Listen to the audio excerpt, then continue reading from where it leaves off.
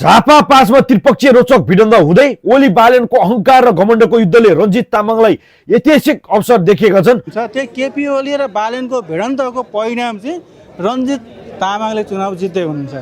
दुईटै हार्छ, दुईटै केपी ओली पनि हार्नुहुन्छ, बालेन पनि हार्नुहुन्छ, रञ्जित तामाङले चुनाव जित्नुहुन्छ।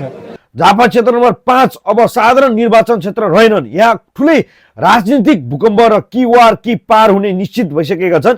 एमाले अध्यक्ष केपी शर्मा ओली र रासपाका वरिष्ठ नेता बालेन शाह र पूर्व माओवादी र हालका युवा कमान्डर रञ्जित यी तीनले 5 नम्बर क्षेत्रलाई देशकै सबैभन्दा तातो र खतरनाक र निर्णायक त्रिपक्षीय विनियोजक रूपमा रूपान्तरण गर्ने देखिएका छन्। प्रचण्डले रञ्जित तामाङलाई बधाई सहित चुनावी मोर्चा सम्हाल्न झापा पढाएसँगै नेकपाको कार्यकर्ताले गाउँ गाउँमा रञ्जित जिताउँ र परिवर्तनलाई बचाउँ भन्दै प्रचार गर्न थालिसकेका छन्। झापा 5 मा रञ्जित तामाङलाई उठाएर ओली बालेनलाई प्रचण्डले सिधा चुनौती दिएका छन्। अब क्षेत्र नम्बर 5 मा राजनीतिक युद्ध भूमिमा परिणत भइसकेका छन्। प्रचण्डले युवा ऊर्जाशील र आक्रामक संगठनबाट खारिएका नेता अखिल क्रान्तिकारीका पूर्व अध्यक्ष रञ्जित तामाङलाई टिकट दिएसँगै यो क्षेत्र अब हाई प्रोफाइल मात्र नभई निर्णायक अखण्ड बन्ने देखिएका छन्। रञ्जित तामाङलाई टिकट पाउँदा ओलीको पुरानो विरासत र बालेनको सम्भावित प्रभावलाई एकैसाथ चुनौती दिएका छन्। यस क्षेत्रमा माओवादीले विगत 10 वर्षदेखि विभिन्न गठबन्धनका कारण उम्मेदवारी उठाएका थिएनन्।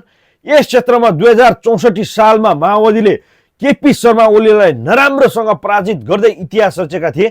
त्यही विरासतलाई निरन्तरता दिन प्रचण्डले यस पटक युवालाई टिकट दिँदै मैदानमा पठाएका छन्।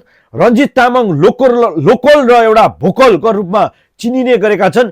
रञ्जित तामाङ झापा क्षेत्र नम्बर 5 का स्थानीय मात्र नभई यहाँको एउटा माटोमा घुलमिल भएर हुर्किएका नेता हुन्। विधायक राजनीतिबाट खरिएका र मैदानमा उत्रिन नडराउने सम्भावना बोकेका एक लोकल र भोकलका उम्मेदवारको रूपमा उनलाई चिनिएका छन्।